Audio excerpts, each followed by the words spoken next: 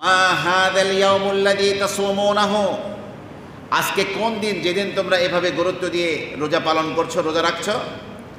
তখন তারা বলল, হাযা ইয়াউমুন, এটা হলো ওই দিন যেই দিন আল্লাহ তাআলা মূসা আলাইহিস সালাতু ওয়াস সালাম এবং বনি ইসরাঈলকে মুক্তি দান করেছিলেন এবং ফিরআউন এবং তার দলবলকে লোহিত সাগরে ডুবিয়ে মেরেছিলেন। আচ্ছা, সাগরে ডুবিয়ে মেরেছেন না নীল নদে? স্পষ্ট করে হলো হাদিসে কোরআনের কথা হলো, আল্লাহ বলেন ওয়াজাওয়াজনা বিবানি ইসরাঈল আল বাহরা, আমি বনি ইসরাঈলকে সমুদ্র পার করে দিয়েছি। আরবিতে বাহরুন মানে সমুদ্র, আর নাহরুন মানে হলো নদী। কোথাও নদীর কথা নাই। আর ঐতিহাসিকভাবে তাফসিরে সব জায়গার কথা হলো কি? সাগর। কারণ এই যে জেদ্দার পাশে,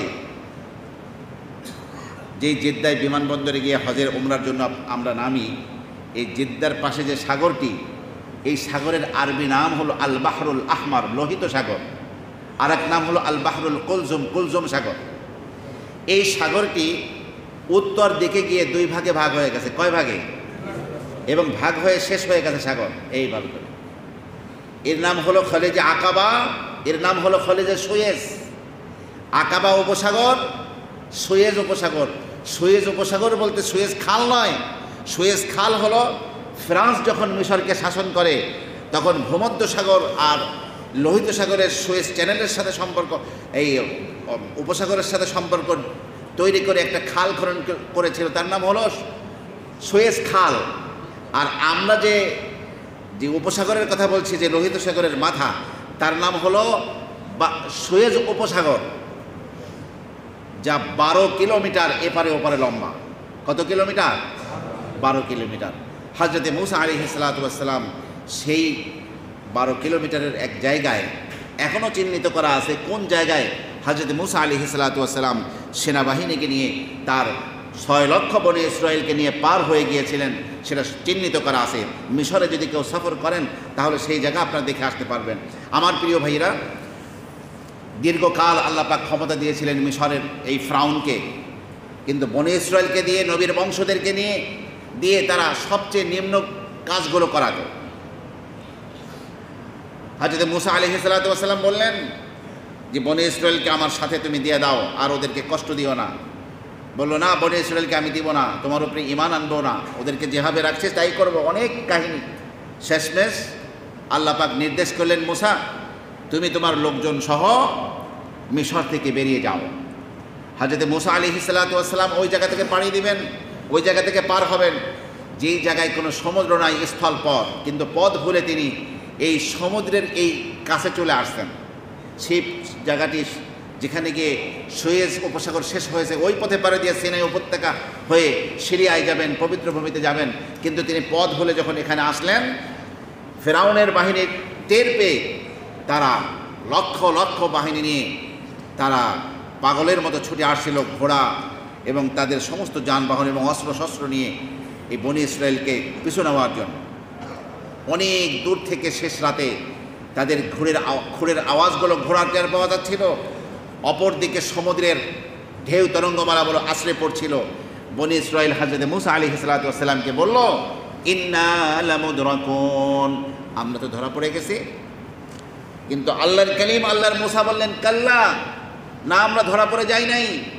ইন্না মাইয়া রব্বি সায়াহদিন, আমার সাথে আমার রব আছেন, তিনি আমাকে পথ দেখাবেন, মুক্তির পথ তিনি করে দেবেন।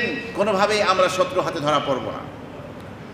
হযরত মূসা আলাইহিস সালাতু ওয়াস আল্লাহ পাক বলেন, ফাআওহাইনা ইলা মূসা আনিদরিব বিআসাকাল বাহর, আমি মূসার কাছে এই মর্মে ওহী পাঠিয়ে বললাম, মূসা তোমার ছড়ি দিয়ে, লাঠি দিয়ে সমুদ্রের পানিতে মৃদু আঘাত করো। হযরত মূসা আলাইহিস সালাতু ওয়াস সালাম সমুদ্রের পানিতে আঘাত করলেন। ফানফালাকা, হঠাৎ করে সমুদ্র ফেটে গেল। তার মানে হলো 12টি রাস্তা তৈরি হয়ে গেল। রাস্তা মানে পানির উপর দিয়ে পিচ ঢালাই রাস্তা নয়। তাফসীরকারকরা বলছে সমুদ্রের তলদেশ থেকে সুড়ঙ্গ রাস্তা তৈরি হয়ে গেল। মাঝখানে পানি দাঁড়িয়ে আছে, পানি ভেঙে পড়ছে না, আর তলদেশ অতি দ্রুত শুকিয়ে দেওয়া হলো বাতাস দিয়ে। এটাই রাস্তা, এখান দিয়ে যেতে হবে। 6 লক্ষ বনি ইসরাঈল 12টি দলে বিভাজিত ছিল। হযরত মূসা আলাইহিস সালাতু ওয়াস সালামের নির্দেশে তারা এই পথে চলে অপর প্রান্তে পৌঁছে গেল। অপর দিকে ফিরআউনের বাহিনী যখন এই পথে ঢুকে গেল, তারা আল্লাহ রাব্বুল আলামিন সমুদ্রকে বললেন, সমুদ্র তুমি যেমন আছিলা তেমন হয়ে যাও। কেমন আছিল সমুদ্র? আল্লাহর বান্দারা কথা বলে না, কেমন ছিল? পানি ছিল। আর একটা সমুদ্রের তলদেশ কত গভীর থাকে, এত বিশাল টাইম তো মানুষের বুঝবুঝি থাকবো না, মানুষ এত লম্বা শ্বাস নিতে পারবে না, সব ডুবে সেখানে মারা গেল। বনী ইসরাইল অপর প্রান্তে দাঁড়িয়ে এই দৃশ্য দেখছিল। আজকে যখন তারা ওই দিন ঘটা করে রোজা পালন করছে, আল্লাহর নবী সাল্লাল্লাহু আলাইহি ওয়াসাল্লাম মদিনা মুনাওয়ারায় এসে বললেন যে তোমরা আজকে কিসের রোজা পালন করছো? বনী ইসরাইল বলল, আজকের এই দিনে আল্লাহ তাআলা হযরত মুসা আলাইহিস সালামকে এবং বনী ইসরাইলকে ফিরআউনের কবল থেকে মুক্তি দিয়েছিলেন এবং ফিরআউনকে তার দলবল সহ লোহিত সাগরে ডুবিয়ে মেরেছিলেন। হযরত মুসা আলাইহিস সালাম এর শুকরিয়া স্বরূপ নিজে রোজা পালন করেছেন, তদানীন্তন বনী ইসরাইলের রোজা পালন করেছেন। সেই জন্য আমরাও রোজা পালন করি। রাসূলুল্লাহ সাল্লাল্লাহু আলাইহি ওয়াসাল্লাম এটা শোনার পরে বললেন, ফানাহনু আহাক্কু বিমূসা মিনকুম, আমরা তোমাদের চেয়ে হযরত মুসার বেশি আপন। এই জন্য তিনি রোজা রাখলেন, সাহাবায়ে কেরামকে রোজা রাখতে বললেন। পরবর্তীতে বলা হলো, ইয়া রাসূলুল্লাহ আমরাও রোজা রাখছি, ইহুদিরাও রোজা রাখছে, তো ব্যাপারটা তো একই রকম হয়ে গেল, আমরা একই কাজ করলাম, ইহুদিদের সামঞ্জস্য হয়ে গেল। রাসূলুল্লাহ সাল্লাল্লাহু আলাইহি ওয়াসাল্লাম বললেন, তাহলে তোমরা এইভাবে ওই 10ই মুহররমতে রোজা রাখবেই, আশুরার দিনে তোমরা ইহুদিদের বিরুদ্ধাচারণ করে হয় আগে একদিন রোজা রাখো অথবা পরে একদিন রোজা রাখো, দুটি রোজা রাখতে রাসূলুল্লাহ সাল্লাল্লাহু আলাইহি ওয়াসাল্লাম নির্দেশ দিয়েছেন। আমার প্রিয় ভাইরা, এবং নিজের ব্যাপারে রাসূল সাল্লাল্লাহু আলাইহি ওয়াসাল্লাম শেষ জীবনে বলছেন, আগামী বছর যদি আমি জীবিত থাকি লা আসুমান্না তাসিআ, আমি 9 তারিখে রোজা রাখবো ইনশাআল্লাহ বলছেন। কিন্তু আল্লাহর নবী সাল্লাল্লাহু আলাইহি ওয়াসাল্লামের জীবদ্দশার এটাই ছিল শেষ মুহররম। এরপরে সফরের পরে রবিউল আউয়াল মাসে রাসূলুল্লাহ সাল্লাল্লাহু আলাইহি ওয়াসাল্লাম ওয়াফাত পেয়ে আল্লাহ পাকের কাছে চলে গেলেন। আর একটি মুহররম আল্লাহর নবীর জীবদ্দশায় আসেনি। এই জন্য ওলামা ইকরাম মনে করছেন, যেহেতু বিশ্বনবী 9 তারিখে রোজা রাখার আকাঙ্ক্ষা করেছিলেন, এই জন্য সেই আকাঙ্ক্ষা অনুযায়ী আমাদেরও উচিত 9 এবং 10 তারিখে রোজা রাখা। কথাটাকে বুঝতে পেরেছেন? কয় তারিখ রোজা রাখা? 9 এবং 10, অর্থাৎ আগামীকাল এবং পরশুদিন।